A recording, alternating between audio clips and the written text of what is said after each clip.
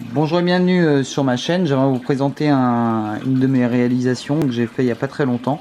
Je voulais avoir votre avis et je vais vous expliquer un petit peu les différents choix qui m'ont amené à faire ça. Ça, on va dire que c'est un petit peu le modèle qui est prototype, mais qui fonctionne déjà plus que correctement. Alors dans l'idée, j'étais parti sur un couteau qui était vraiment spécifiquement fait pour faire des copeaux. C'est-à-dire que c'était l'hiver ici, donc j'ai fait pas mal de feux de camp tous les soirs. Donc tous les soirs, j'ai pris beaucoup de lames pour faire des copeaux, etc., pour allumer mon feu. Donc je suis parti sur l'idée de prendre un petit peu tous les avantages et les inconvénients que j'ai pu trouver dans les autres couteaux et essayer de faire un mixte pour faire ça. Donc je vais un peu vous expliquer mon cheminement pour arriver à ça. Déjà, ce qui est assez rigolo, c'est que je travaille moi généralement en faisant un dessin, un croquis, et ensuite je commence à confectionner la lame et je prends aucune mesure. J'essaie vraiment de trouver des proportions par rapport à mes mains, voilà, par rapport à ce que je veux. Et ce qui est assez rigolo, c'est qu'après j'essaye d'avoir une harmonie, être le plus juste possible dans l'esthétique du couteau. Alors maintenant vous allez me dire si vous le trouvez sympa ou pas, déjà au niveau de l'esthétique. Et ce qui est assez drôle, c'est qu'ensuite quand je reprends en fait par la suite les mesures, je me rends compte que je suis assez juste au final. C'est que là je suis sur un couteau qui fait 18 et demi, non, un peu plus, pardon, qui fait ouais, à peu près 19 cm. Là j'ai une lame qui fait quasiment 9 cm, tout ça sans mesurer. Et là je suis à 9 cm et demi. Donc voilà, j'ai une proportion à peu près à moitié-moitié.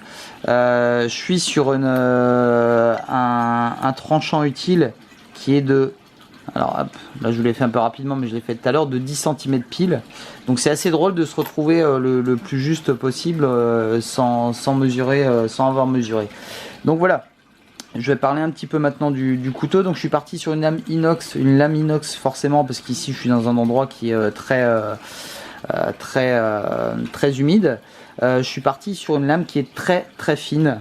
Là je suis sur à peine 2 mm d'épaisseur. Donc déjà j'ai pris une lame qui est un peu plus large. 2 mm d'épaisseur, en gros c'est l'épaisseur d'un opinel. Donc j'ai pris une lame forcément un petit peu plus large pour avoir quand même suffisamment de matière pour pouvoir avoir un couteau qui soit suffisamment solide et que je puisse faire des copeaux en étant le plus près possible. Je suis parti sur une émouture plate. Alors ça n'a pas été très difficile à réaliser puisque j'avais pas beaucoup de matière à enlever. Donc je me retrouve avec un tranchant qui est vraiment rasoir. Je peux vous le montrer là, voilà. Voilà, vous imaginez bien que voilà, il n'y a pas de souci, donc ça marche très bien. Ici une petite partie pour pouvoir venir ici bloquer mon doigt. Alors je travaille avec des gants surtout pour les échardes. Donc là je me retrouve avec un bon maintien. Il n'est pas totalement fini ici parce qu'au départ j'avais fait un manche qui était on va dire simplement rectangulaire et finalement ça marchait pas trop bien. Enfin, j'étais pas suffisamment à l'aise, donc ici j'ai une partie qui est un peu plus fine qu'à l'arrière. Au-dessus c'est une partie plate. Donc le couteau ici, si vous voyez, la lame redescend un petit peu. Là c'était juste vraiment pour l'esthétique. C'est un manche qui est pas très large. Je suis parti sur un bois. Le bois c'est du tali. Donc le tali c'est un bois exotique qui tient vraiment bien. Moi ici si je pars en rando, je pars de 0 mètre du niveau de la mer et je me retrouve dans un environnement à 2000-2500 mètres, très humide.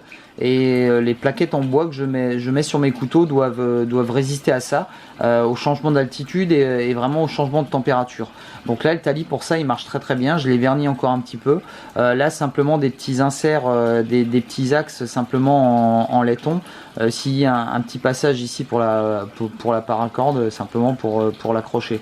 Maintenant ici une petite partie que je voulais simplement pour pouvoir tenir le couteau déjà de cette manière ici, donc de pouvoir avoir un bon maintien de la lame. Le fait que la lame soit aussi très large, ça me permet d'avancer un petit peu plus les doigts et de pouvoir travailler ici comme ça quand je vais venir gratter par exemple, écorcer, etc.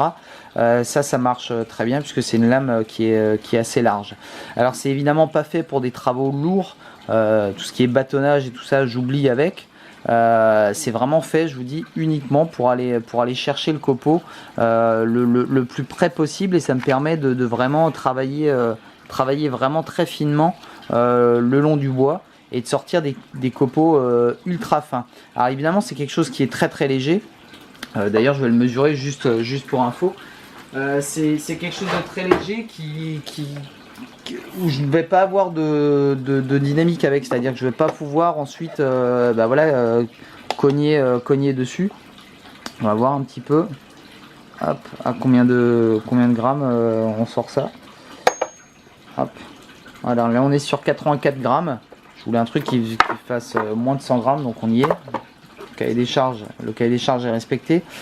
Donc très efficace. Le petit défaut, ça serait éventuellement que à l'utilisation des mains nues, une lame aussi peu épaisse, voilà, ça va un peu rentrer dans le pouce, mais à peine. Voilà, on va pas bosser 2 heures avec.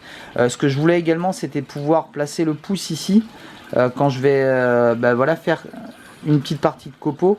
Ensuite, je vais venir bloquer ici ma main là, et je vais pouvoir avoir vraiment de la force pour pouvoir vraiment ici venir découper et venir travailler ici pour venir trancher. Donc voilà, vous avez vu qu'il y a plein de petites choses auxquelles j'ai essayé de penser. Maintenant, voilà, est-ce que esthétiquement vous le trouvez joli, efficacement, vous pouvez pas le juger, mais moi je vous le dis qu'il est pas mal du tout. Voilà, alors il n'y a pas de floriture. Moi, dans l'idée, quand je fais un couteau, je cherche vraiment à ce qu'il soit déjà efficace. À la fin, il doit couper. Déjà, ça c'est la première chose.